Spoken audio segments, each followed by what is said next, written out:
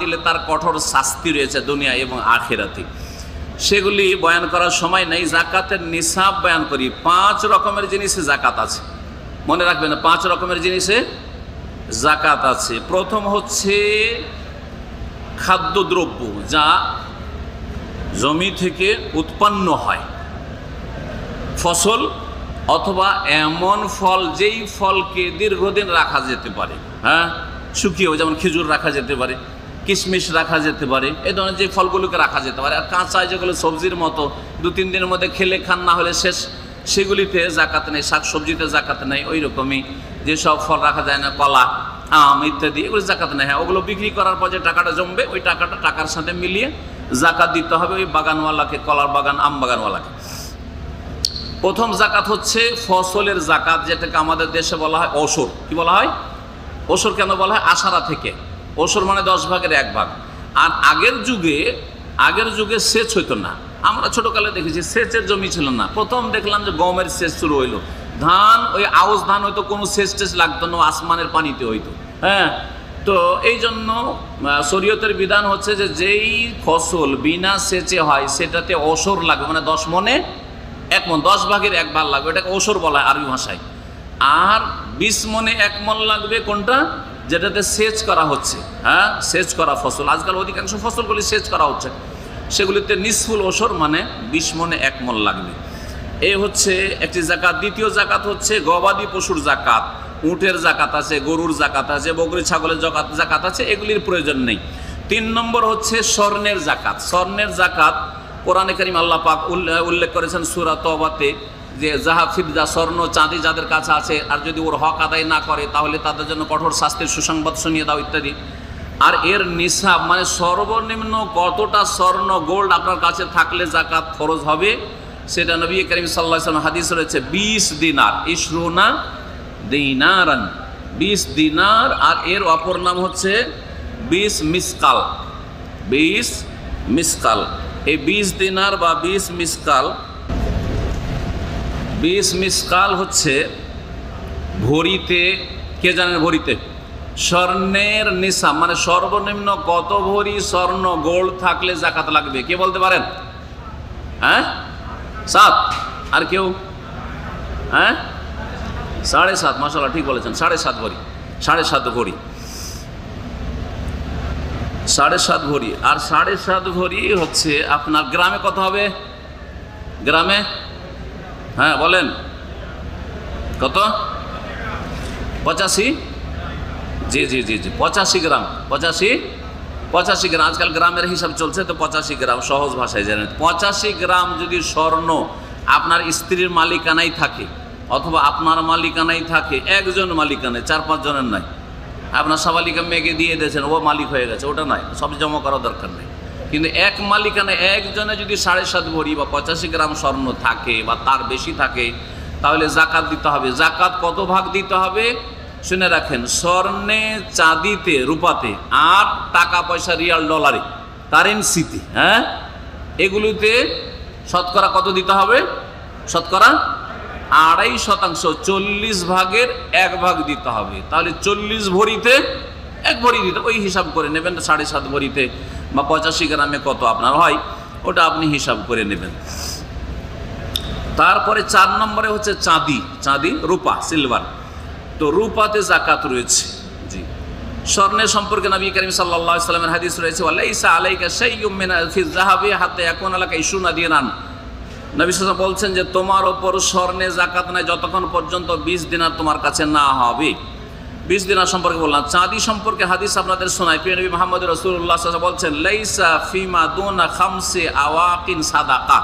5 উকিয়ার কমে সাদকা জাকাত ফরজ হয় না।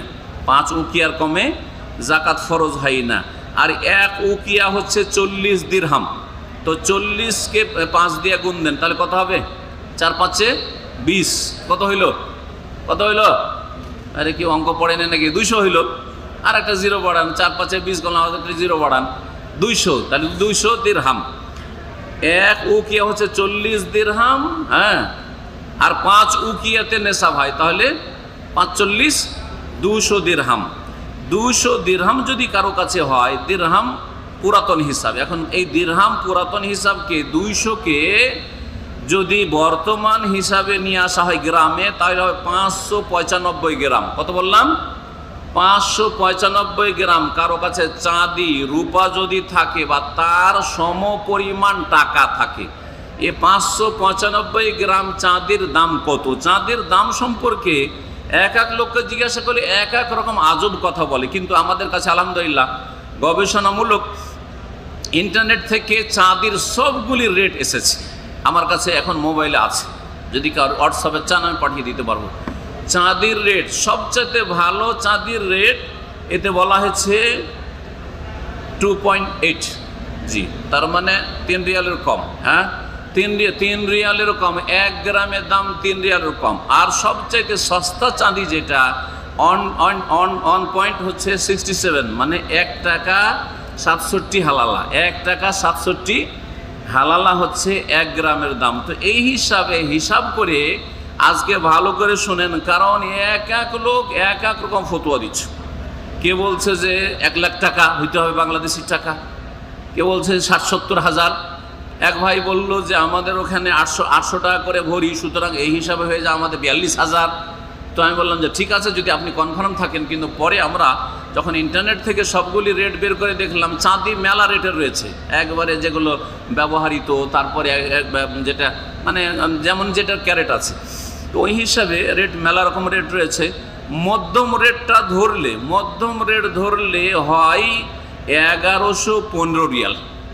1115 রিয়াল যদি 1 বছর ধরে আপনার কাছে পড়ে থাকে, ওর নিচে যায়নি, মানে কোনো সময় জিরো হয়ে যায়নি। গত রমজানের সাথে আবার জাকাতের সম্পর্ক নেই। অধিকাংশ লোক যদিও রমজানে জাকাত দিচ্ছে, অভ্যাস করে নিয়েছে, কিন্তু এটা শরীয়তের বিধান নয় যে রমজানে শুধু গরিবকে দেবেন।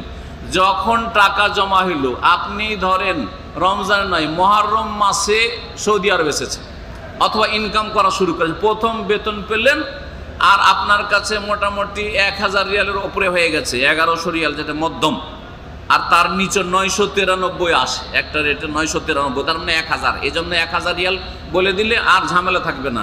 যে কারো কাছে যদি 1000 রিয়াল থাকে গত মাসে, গত রমজানে, আর তারপরে গোটা বছর কমেনি, বাড়তেই থেকেছে বা অতটাই থেকেছে, আর এই রমজানে এসে তার কাছে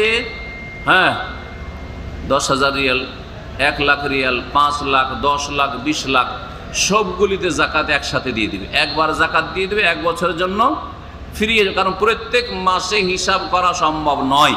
প্রত্যেক মাসে কারোর জন্য হিসাব করা অসম্ভব। যে আমার গত রমজান মাসে 1000 ছিল, আর তারপরে তখন নেশাব হয়েছে, তারপরে আবার সওয়ালে কত, রমজানের পরে ছিল, তারপর হজের সময় কত ছিল, তারপরে কত ছিল, 3 মাস আগে কত ছিল, কেউ হিসাব করে রাখতে পারবেন না। সুতরাং যখন জাকাত দেওয়ার সময়টা আসবে, তখন আপনার কাছে টোটাল অ্যামাউন্ট কত আছে, টাকার আকারে হোক, নিজের ঘরে হোক, ব্যাংকে হোক, অথবা দোকান আছে, দোকানে ব্যবসায়ী সামগ্রী হোক, সেগুলির সাথে মিলিয়ে ধরেন আপনার কাছে ক্যাশ ব্যাংকে আছে 2-4-5 হাজার রিয়াল, বা কিছুই নেই আপনার কাছে, কিন্তু দোকানে আপনার লাগানো আছে 50,000 রিয়াল বা 10,000 রিয়াল লাগানো আছে, বা তারও বেশি লাগানো আছে, মোট কথা নেশাবের বেশি লাগানো আছে, লাখ লাখ রিয়াল লাগানো হয়েছে।